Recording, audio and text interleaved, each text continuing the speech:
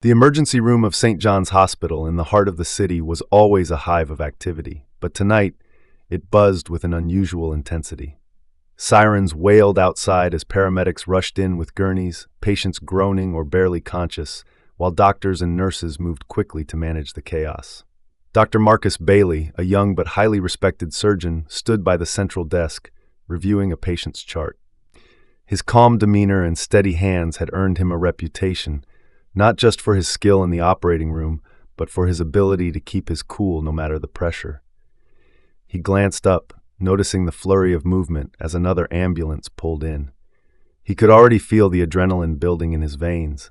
Despite the late hour, his mind was sharp, and his instincts told him this would be a night he'd never forget.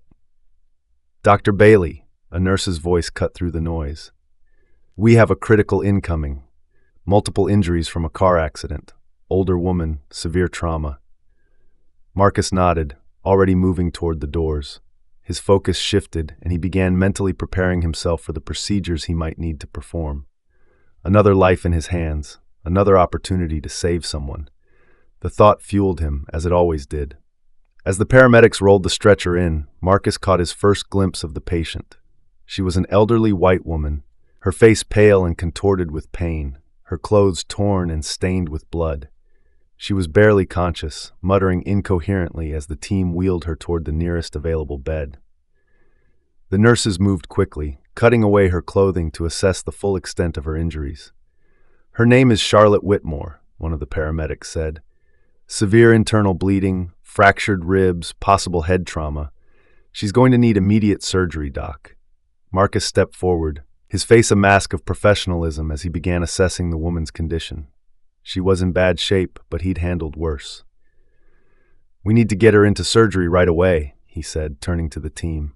"Prep the OR. We don't have much time."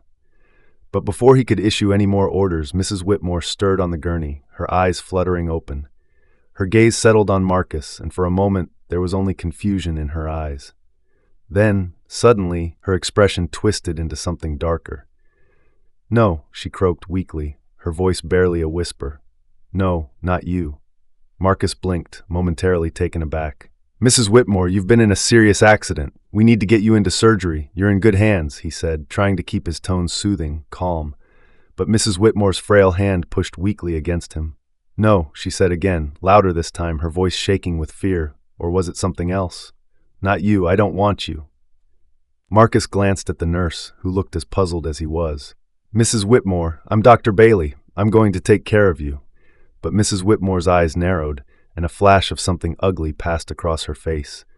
"I said no," she hissed, her voice gaining strength. "I won't be treated by someone like you." The room seemed to go still, the background noise of the ER fading into a dull hum as Marcus realized what she meant. He'd seen this before. Patients who couldn't see past the color of his skin, patients whose prejudice ran so deep that they'd rather risk their lives than let him save them. He had hoped that those days were behind him. But here it was, staring him in the face once again. The nurse looked between them, her mouth slightly open in disbelief. "Dr. Bailey is the only surgeon available right now, Mrs. Whitmore," she said, her tone more pointed now. "You don't have a choice if you want to live." But Mrs. Whitmore shook her head violently, her breathing growing more labored with the effort. "I don't care. I won't have a black doctor." Marcus felt a sharp sting in his chest, the words cutting deep despite the professionalism he wore like armor.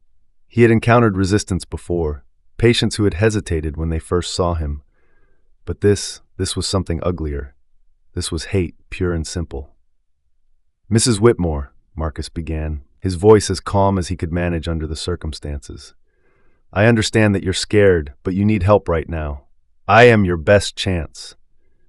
"Get someone else," she snapped, her voice strained but filled with venom.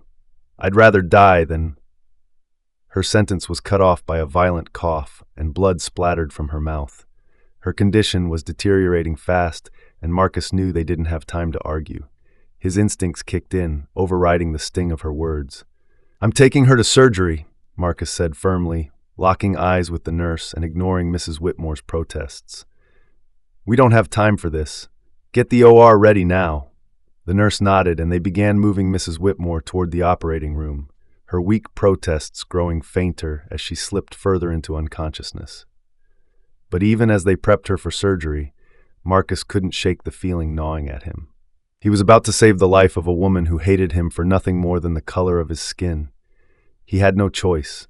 He had taken an oath, and he'd honor it. But that didn't make it any easier. The cold, sterile air of the operating room wrapped around Dr. Marcus Bailey as he scrubbed in, the sound of running water filling the small space. His movements were mechanical, perfected over years of training and experience, but his mind buzzed with a mix of emotions. He had faced racism before, both subtle and overt, but it never failed to strike a nerve, especially when it appeared in such a vulnerable and urgent situation. The words Mrs. Whitmore had thrown at him still echoed in his mind. "I'd rather die." As he dried his hands and slipped into his surgical gown, Marcus pushed the thoughts away. He had a job to do, and he couldn't afford to let personal feelings cloud his judgment. No matter how much her words stung, his duty was to save her life.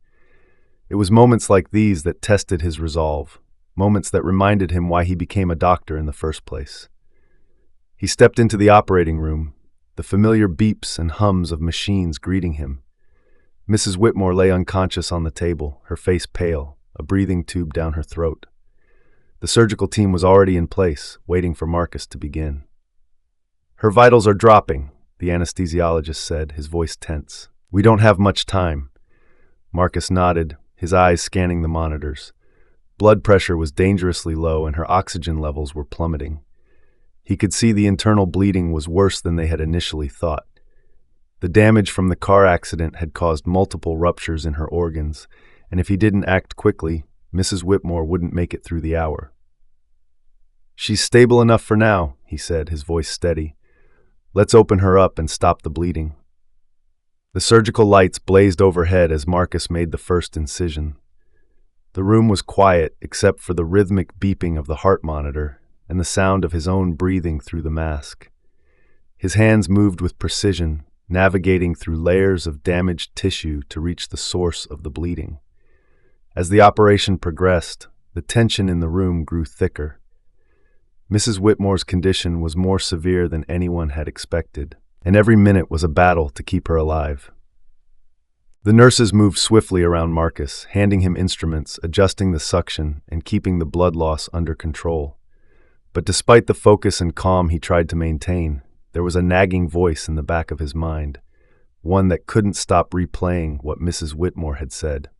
She didn't want me to save her. It wasn't the first time he had faced prejudice, and he knew it wouldn't be the last. But something about this situation felt different. Maybe it was the sheer intensity of her hatred, or maybe it was the fact that even now, he was the only thing standing between her and death. His mind flashed back to medical school when one of his mentors had told him, "You're going to have to work twice as hard, Marcus. People are going to see your skin color before they see your talent, and some of them will never get past it." He had brushed it off at the time, thinking it was just another lesson in the harsh realities of life. But now, standing in the operating room with Mrs. Whitmore's life in his hands, those words felt heavier than ever. "Dr. Bailey," the nurse's voice pulled him from his thoughts, her pressures dropping again. Marcus glanced up at the monitors. Her blood pressure was sinking fast, and her heart rate was erratic. They were losing her. "Clamp here," he said, pointing to the artery that was still bleeding profusely. "We need to get this under control now." The nurse moved quickly, handing him the clamp. Marcus focused all his attention on the task at hand, blocking out everything else. His hands worked swiftly and methodically, his mind racing to figure out how to stabilize her. "Hang another unit of blood," he instructed. "We need to replace what she's losing." Time seemed to slow down as he continued to work, every second stretching into an eternity. He knew the risks. There was no guarantee that Mrs. Whitmore would survive this, but he also knew that if anyone could save her, it was him. The next few minutes passed in a blur of activity. The team worked seamlessly, anticipating Marcus's every move as they fought to keep Mrs. Whitmore alive. Sweat dripped down Marcus's forehead, but he barely noticed. His entire focus was on the woman in front of him, on stopping the bleeding, repairing the damage, and giving her the chance to live. Finally, after what felt like an eternity, the bleeding slowed. Marcus placed the last suture and stepped back, his hands trembling slightly with the intensity of the moment. "Her vitals are stabilizing," the anesthesiologist said, relief clear in his voice.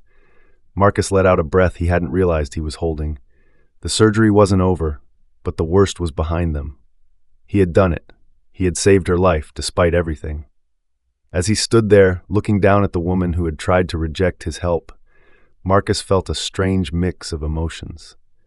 There was satisfaction in knowing he had done his job, but there was also a lingering sadness, a reminder that no matter how skilled he was, there would always be people like Mrs. Whitmore who would see him as less than. The room was quiet now, the hum of the machines a steady backdrop to the final stages of the surgery. Marcus finished closing the incision, his mind already moving on to the next steps, post-op care, monitoring her recovery, ensuring she had everything she needed to heal. But as he worked, the weight of the situation hung over him. He had saved a life, but what would happen when Mrs. Whitmore woke up? Would she realize the gravity of what had happened, or would she cling to her hate, refusing to acknowledge that a black man had been the one to pull her back from the brink of death? Only time would tell. But for now, Marcus was content knowing that he had done everything he could. He had kept his oath. He had saved her life. "Good work, team," Marcus said, his voice tired but steady as he removed his gloves. "Let's get her to recovery."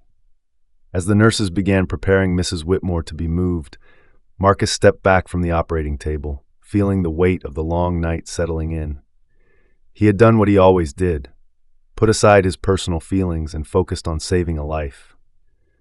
But as he walked toward the door, he couldn't help but wonder what kind of world he was living in, where even in the face of life and death, prejudice still found a way to rear its ugly head.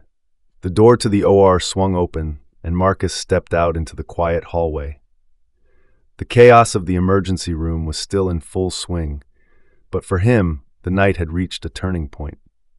He had saved Mrs. Whitmore, but the real battle was just beginning. The next morning, the hospital was quieter, but the tension that had filled the emergency room the night before still lingered in Marcus's mind.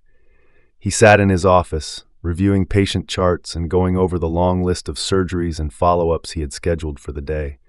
However, his thoughts kept drifting back to Mrs. Whitmore, her hateful words, her refusal to accept his help, and the fact that he had still saved her life. He hadn't gone to check on her since the surgery, not because he didn't care, but because he knew he needed to gather himself before facing whatever response she might have. He didn't expect gratitude, but he also didn't want another encounter filled with venom and rejection. A knock on the door pulled him out of his thoughts. Nurse Alvarez, one of the nurses who had assisted during Mrs. Whitmore's surgery, peeked her head in. "Dr. Bailey," she said cautiously. "Mrs. Whitmore is awake. Her vitals are stable and she's asking for a doctor." Marcus raised an eyebrow, knowing what the nurse was implying. "Asking for a doctor, or asking for me?" Nurse Alvarez gave him a sympathetic smile. "She didn't specify, but I thought you should know," Marcus sighed. He had no illusions about what the encounter would be like, but he had a duty, and he wasn't going to shirk it because of one woman's ignorance. He stood up, slipping his white coat on, and grabbed his clipboard. "I'll go check on her," he said, walking past the nurse. "Let's see what kind of mood she's in today." The walk to Mrs. Whitmore's room felt longer than it should have, each step heavy with anticipation. By now, she would know what had happened. She would know who had saved her life. But what would she do with that information?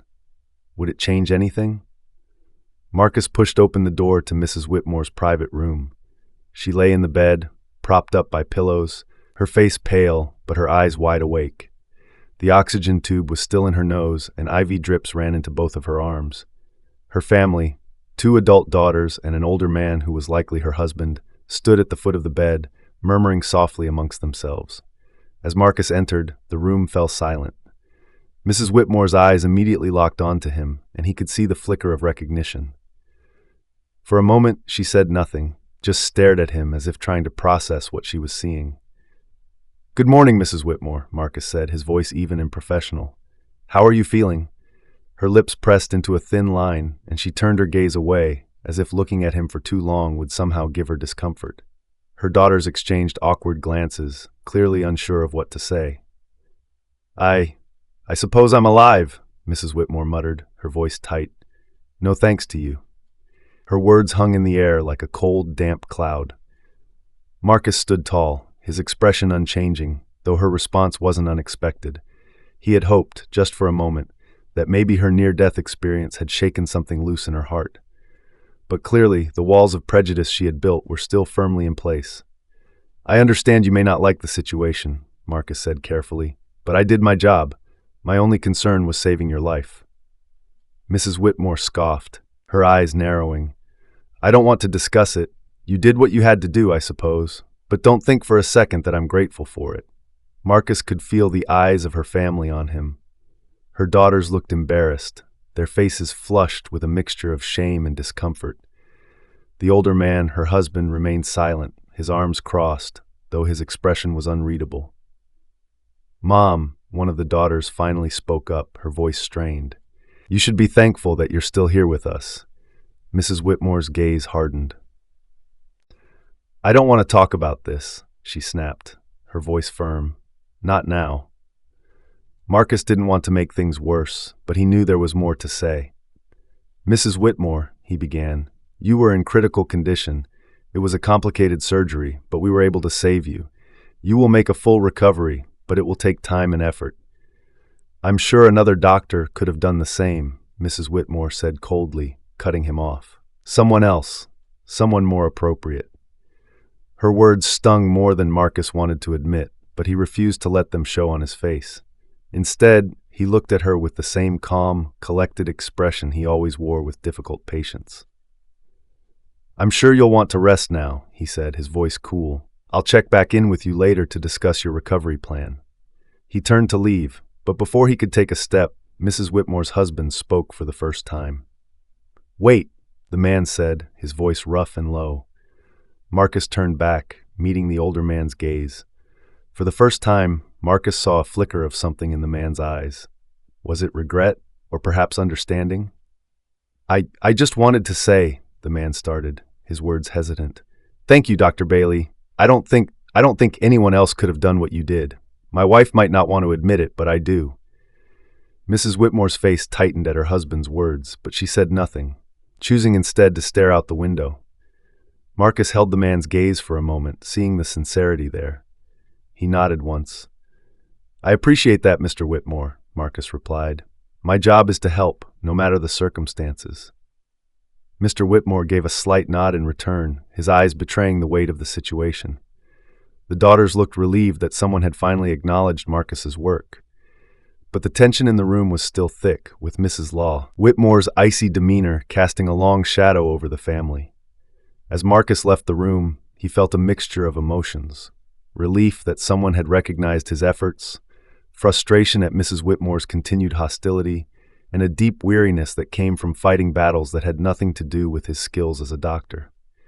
He walked back down the hallway, his mind replaying the conversation over and over. He had saved her life, but was that enough to change anything?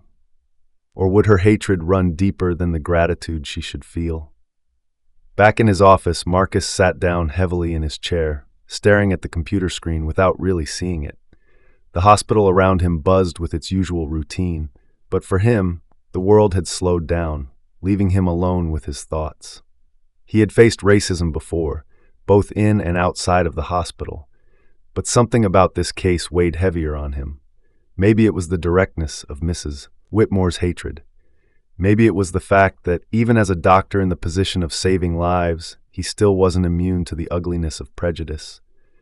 Or maybe it was the realization that no matter what he did, no matter how skilled he was, how many lives he saved, there would always be people who would refuse to see him as anything other than the color of his skin. He sighed, rubbing his temples. He knew this wasn't over. Mrs. Whitmore might be alive, but the deeper wounds, those inflicted by hatred and fear, would take much longer to heal. And yet, he would continue doing his job, no matter how difficult, because that was who he was. He had taken an oath, and that oath didn't discriminate. even if the people he treated sometimes did. Marcus stared at the stack of charts on his desk, but his mind kept drifting back to the events of the morning. He hadn't planned to dwell on Mrs. Whitmore, yet her stubborn refusal to accept what had happened gnawed at him. He had expected her prejudice, but seeing it so unyielding, even in the face of death, stirred something deep within him, a mix of anger, frustration, and, perhaps worst of all, sadness. A knock at the door jolted him from his thoughts. Nurse Alvarez entered, her face marked with concern. "Dr. Bailey," she began hesitantly, "I just came from Mrs. Whitmore's room. Her condition is stable, but things are tense in there. Her daughters are upset, and her husband seems conflicted. I thought you should know." Marcus nodded, leaning back in his chair. "Thanks for the update. I expected as much." Nurse Alvarez paused, as if weighing her next words carefully. "Dr. Bailey, I know it's not easy to deal with patients like her. I just want you to know that the staff, we see what's going on, and we respect what you're doing. It can't be easy saving someone who looks at you like that." Marcus gave her a small, appreciative smile. "It's part of the job, right? You don't get to choose who you save." "Still," Nurse Alvarez pressed, her tone soft but firm, "just because it's part of the job doesn't mean it doesn't affect you. We all know she doesn't deserve the care you've given her, but you did it anyway. That's something." He nodded again, letting her words sink in. "Thanks, Alvarez. That means a lot." With a final smile, she turned and left the office, leaving Marcus alone with his thoughts once more. He leaned forward, resting his elbows on the desk and running his hands through his hair. It was true. He didn't get to choose who he saved. But how much longer could he keep carrying the weight of these unspoken battles? The pager on his desk buzzed, and he glanced down at the message. Another patient, another case. He stood, slipping back into his coat. No time to dwell on things. There were more lives to save. Several hours passed before Marcus had the chance to check in on Mrs. Whitmore again. The sun had started to set, casting a golden hue over the hospital's corridors. He made his way toward her room, dreading the inevitable confrontation that awaited him. As he approached the door, he could hear voices inside, raised, tense. "You need to stop this, Mother," one of her daughters was saying, her voice thick with frustration. "He saved your life, and all you can do is hold on to this hatred." "I don't hate him," Mrs. Whitmore replied sharply. "You don't hate him?" her other daughter interrupted, her tone incredulous. "You refused to let him touch you. You said you'd rather die." There was a brief silence, and Marcus hesitated at the door, wondering if he should go in. But then Mrs. Whitmore's voice broke through, softer this time. "I was scared. I didn't know what to do." Scared, her husband's voice joined the conversation, gruff and low. "You were scared of the man who saved your life? Charlotte, this has to stop. It's 2024, for God's sake." Another silence filled the room, and Marcus's heart pounded in his chest. He had dealt with racial prejudice before, but rarely had he heard the conversation that followed. Usually, people kept their thoughts quiet, stewing in their ignorance. But this was a family torn apart by the ugliness of it. He took a deep breath and knocked softly before entering. The conversation halted immediately as all eyes turned to him. Mrs. Whitmore's face hardened, but her daughters looked at him with a mixture of guilt and relief. "Dr. Bailey," one of them said, her voice shaky. "Thank you for coming." Marcus nodded. "I just wanted to check on Mrs. Whitmore's condition." Her husband stepped forward, his posture tense. "She's doing fine, thanks to you." Marcus glanced at Mrs. Whitmore, who refused to meet his gaze. "I'm glad to hear that," he said quietly, then turned his attention back to the rest of the family. "I know this has been a difficult situation, but your mother's recovery is going well. We'll continue monitoring her, but I expect her to make a full recovery." One of the daughters stepped closer, her expression conflicted. "Dr. Bailey, we can't thank you enough. Truly." Her words were sincere, but the tension in the room was palpable. Mrs. Whitmore remained silent, her lips pressed together in a tight line. "I'm just doing my job," Marcus replied, though the words felt hollow. It wasn't just a job, this was something deeper, something personal. Before he could turn to leave, Mrs. Whitmore's voice cut through the air. "Why did you do it?"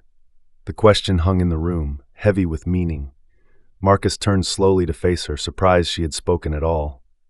"Why did I do what?" he asked. though he knew exactly what she meant.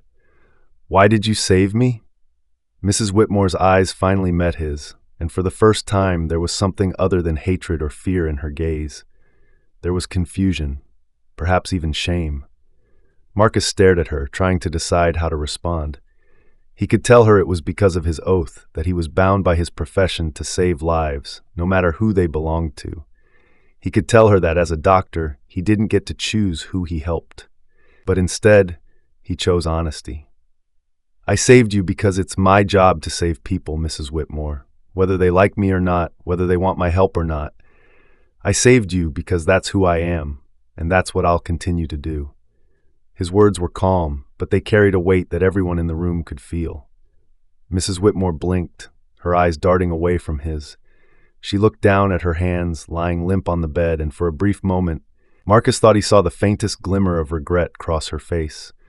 But she said nothing more. The silence in the room stretched on, thick and uncomfortable. Marcus turned to leave. "I'll be back to check on you later," he said, his voice steady. "Rest is important for your recovery." As he stepped out into the hallway, he exhaled deeply, letting go of the tension that had been building inside him. He had said what needed to be said, but he knew it wouldn't be enough to change Mrs. Whitmore. Some people held on to their prejudices so tightly that not even a brush with death could loosen their grip. Still, as Marcus walked down the hall, he couldn't help but feel a flicker of hope. Maybe, just maybe, something had shifted. Maybe the next time he saw her, there would be a little less hate in her eyes. But even if there wasn't, Marcus would still do his job. He would still save lives, regardless of how those lives viewed him, because that was who he was, a doctor, a healer, and no amount of prejudice could change that. A few days had passed since the tense exchange in Mrs. Whitmore's room, and although her physical recovery was progressing well, the emotional atmosphere around her remained strained. Marcus had checked on her regularly, but their interactions were brief and mostly clinical. He could sense the tension whenever he entered the room, the weight of unspoken words hanging in the air. He had done everything he could as her doctor. The surgery had been a success, and Mrs. Whitmore was expected to make a full recovery. But he knew that there was another kind of healing that needed to take place, one that wasn't his responsibility to fix. Today, as he entered the hospital for his morning rounds, something felt different. The sun was shining through the windows of the lobby, casting a warm glow on the bustling scene of nurses, doctors, and patients moving through the corridors. Marcus had grown used to the rhythm of the hospital, the constant hum of life and death intertwined, but this morning a sense of quiet anticipation tugged at the edge of his thoughts. As he reached the ICU, where Mrs. Whitmore was staying, one of her daughters approached him in the hallway. She was the older of the two, her face tired but hopeful, as if she had finally made peace with something. "Dr. Bailey," she greeted him with a tentative smile. "Could I speak to you for a moment?" "Of course," Marcus replied, motioning toward a quieter corner of the hallway. "What's on your mind?" The daughter took a deep breath before speaking. "First of all, I just want to thank you again for everything you've done. We know this hasn't been easy, especially with how my mother has reacted. It's hard for us too. We've had these conversations with her before, but—" She trailed off, her eyes welling up with emotion. Marcus nodded. Understanding the complexity of family relationships, especially those tangled with deep-rooted prejudice. "I understand. It's not easy for anyone." "She's been quieter lately," the daughter continued. "I think she's been thinking a lot about what happened, and I just wanted to ask, would you be willing to talk to her again? I don't know what's going on in her mind, but I think she needs to hear from you. Maybe she's ready." Marcus considered her request. He had no expectations that Mrs. Whitmore's feelings toward him would change overnight, or at all. But there was something in her daughter's voice, something that made him believe this conversation might be different. Perhaps Mrs. Whitmore had started to reflect on what had happened and the role that prejudice had played in her near-death experience. "All right," Marcus said, his voice calm but cautious. "I'll talk to her." The daughter smiled, relief washing over her face. "Thank you, Dr. Bailey, really." When Marcus entered Mrs. Whitmore's room, the atmosphere felt different. She was sitting up in bed, her frail hands resting in her lap. Her eyes followed him as he walked in, but there was none of the sharpness he had seen before. Instead, there was something softer, perhaps even vulnerable. For a moment, they just looked at each other, the silence stretching between them. It wasn't the hostile tension from before, but rather the quiet of two people standing at the edge of something unspoken. "Good morning, Mrs. Whitmore," Marcus said, breaking the silence. "I hear you've been feeling better?" She nodded, her movements slow and deliberate. "I have," she said quietly, her voice softer than he had ever heard it, physically at least. Marcus approached her bedside, checking the machines and reading the numbers that flashed on the monitors. "You've been healing well," he said, still keeping the conversation clinical. "You're on track for a full recovery." Whitmore was quiet for a moment, her eyes downcast. Then, without warning, she spoke again, her voice hesitant but firm.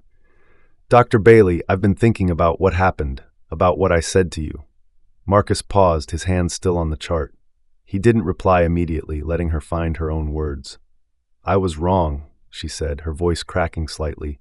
"I don't know why I said those things. I mean, I do know, but it was wrong. You saved my life, and I acted like you were the enemy." Marcus set the chart down and turned to face her fully, his expression unreadable. He had been in this position before, patients apologizing for their words or actions after realizing the consequences. But this felt different, more personal, because this time it wasn't just about a slip of the tongue or a bad day. This was about something deeper. "I appreciate your honesty, Mrs. Whitmore," Marcus said evenly. "But the truth is, this isn't about me. This is about how you see the world. I did my job just like I would for anyone else." Mrs. Whitmore's eyes filled with tears, her fragile body trembling slightly as she spoke. "I was scared. And I don't mean scared of dying. I've lived long enough to face death. I was scared of what I don't understand, of change, I guess, and I took it out on you." Marcus remained silent, giving her the space to say what she needed to say. He could see the struggle in her, the internal battle between the person she had been raised to be and the person she wanted to be now. "I've spent my whole life thinking a certain way," she continued, her voice barely above a whisper. "But when I was lying there, knowing that you were the only one who could save me, it made me realize how small my world has been, how wrong I've been." Marcus watched her, his emotions carefully guarded. He wasn't sure if her words would lead to real change or if they were simply the product of a moment of clarity brought on by the fragility of life. But even so, it was something. "I'm not asking for forgiveness," Mrs. Whitmore said, her tears now flowing freely. "I don't expect that. I want you to know that I see things differently now." Marcus took a deep breath, his own emotions stirring beneath the surface. He had heard apologies before, but they rarely led to any meaningful change. Still, he knew that for some people, this moment of realization could be the first step towards something better. "You don't owe me an apology," he said finally, his voice calm but firm. "What you need to do is figure out how to change the way you see the world. That's not something I can help you with, but I do appreciate that you're starting to recognize it." Mrs. Whitmore nodded, her hands trembling as she wiped her tears away. "I will. I promise, I will." They stood in silence for a moment, the weight of her words filling the room. Marcus didn't know if Mrs. Whitmore would truly change. Maybe she would, maybe she wouldn't. But for now, he had done what he could. He stepped back from the bed, ready to leave her to her thoughts. "I'll check in on you again tomorrow," he said quietly, turning to the door. As he reached for the handle, Mrs. Whitmore's voice stopped him one last time. "Thank you," she whispered, her voice barely audible. "For everything." Marcus paused, his hand on the door before giving a brief nod. "You're welcome." He walked out of the room, leaving Mrs. Whitmore to her own journey of reflection. Whether or not she would truly change was out of his hands. But he had done his part. He had saved her life, and perhaps in doing so, he had given her a chance to change her heart as well. As the days passed, the tension in the hospital began to ease. Mrs. Whitmore's condition continued to improve, and she was moved out of the ICU into a regular recovery room. She spent most of her time resting, her daughters and husband by her side, while the staff attended to her medical needs. But the atmosphere around her had shifted. There was less anger in her voice when she spoke to the nurses, and more gratitude, albeit quiet and hesitant. Marcus had done his job, and with her recovery on track, he felt a sense of closure. His regular check-ins became more routine, less emotionally charged, and he could see that her family appreciated his efforts, even if Mrs. Whitmore remained somewhat distant. There had been no miraculous transformation, no sudden epiphany that erased years of prejudice, but Marcus wasn't expecting that. Change, he knew, wasn't something that happened overnight. It was something earned through time and self-reflection. One afternoon, as Marcus was making his final rounds, he received a message that Mrs. Whitmore was ready to be discharged. He knew the moment would come, but it still felt strange to think that his role in her life, and hers in his, was coming to an end. He headed to her room one last time, not sure what to expect, but prepared for whatever might come. When he entered, the room was filled with soft chatter. Mrs. Whitmore's daughters were helping her gather her things, while her husband sat in the chair by the window, flipping through a magazine. Mrs. Whitmore was sitting up in bed, dressed in regular clothes, looking much healthier than the frail woman who had been wheeled into the emergency room not long ago. "Good afternoon," Marcus greeted them, his voice calm and professional. "I hear you're ready to go home." Mrs. Whitmore looked up at him, her expression neutral but not as hostile as before. "Yes," she said simply, "I am." Her daughters turned to Marcus, their faces filled with a mix of gratitude and something unspoken. "We just wanted to thank you again, Dr. Bailey," one of them said, stepping forward. "We know this wasn't easy, but you saved our mother's life. We'll always be grateful." Marcus gave a polite nod. "I'm glad she's recovering well. That's all that matters." Mrs. Whitmore shifted slightly as if preparing to speak. Her husband, sensing the tension, stood up and gave Marcus a firm handshake. "Thank you, Doctor. Really, you've done more than we could have asked for." When Marcus turned back to Mrs. Whitmore, she was looking at him with an expression he hadn't seen before. It wasn't anger, nor was it the sharp disdain she had once carried. It was something closer to uncertainty, perhaps even remorse. She opened her mouth, then closed it again, as if the words were stuck in her throat. Finally, after what felt like an eternity, she spoke. "I don't know what to say," Mrs. Whitmore admitted, her voice quiet. "I'm not good with this sort of thing." Marcus stood still, waiting for her to continue. He didn't want to push her, but he also knew this might be his last chance to hear whatever it was she needed to say. "I was wrong," she said, her voice barely above a whisper. "About a lot of things. I don't expect you to understand or to forgive me, but I see things differently now, or at least I'm trying to." Her words hung in the air, fragile and unsure, but there was a sincerity in them that Marcus hadn't expected. He studied her face, seeing the effort it had taken for her to admit this, and though he wasn't entirely sure if she would ever fully change, he could see that she had taken the first step. "I'm not asking for your forgiveness," Mrs. Whitmore repeated, her eyes glistening with unshed tears. "But I want you to know that I'm going to try. I'm going to try to be better." Marcus regarded her for a moment, his expression softening. He could see the struggle in her, the battle between the person she had been and the person she was trying to become. It wasn't a full redemption, but it was a start. "You don't owe me anything, Mrs. Whitmore," Marcus said gently. "But if you're serious about trying to change, then that's a good place to start. The rest, that's up to you." She nodded, her lips trembling slightly as she held back her tears. "Thank you," she whispered, her voice cracking. With that, the conversation ended, but the weight of it lingered in the room. Marcus turned to leave, giving the family a final nod before heading for the door. As he stepped out into the hallway, he took a deep breath, feeling a sense of release. The tension, the anger, the frustration, it all began to lift, leaving behind a quiet sense of peace. Outside the hospital, the sun was setting, casting a warm golden glow over the city. Marcus walked through the parking lot, the weight of the past few days finally starting to lift from his shoulders. He had done his job, saved a life, faced prejudice head-on, and in a way helped open a door to something better. But as he looked up at the sky, he knew that this wasn't the end. There would be other patients, like Mrs. Whitmore, other moments when he would have to confront the deep-seated biases of the world. It was part of his reality, part of what it meant to be a black doctor in a world that still struggled with seeing past skin color. But today, as he walked toward his car, Marcus felt something more than just the weight of that struggle. He felt pride. Pride in knowing that no matter how many Mrs. Whitmores he encountered, he would continue to do his job with the same skill, compassion, and integrity that had brought him here in the first place. And maybe, just maybe, moments like this one, small, imperfect victories, would help chip away at the prejudice that still existed. He knew it wouldn't be easy, and it wouldn't be quick. But every step mattered.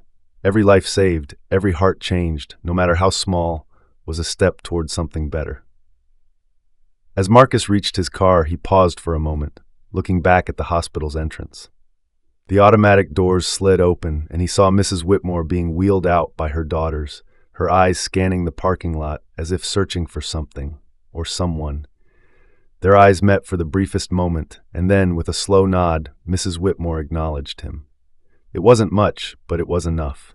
Marcus smiled to himself, got into his car, and drove off into the fading light, ready for whatever challenges and victories the future held.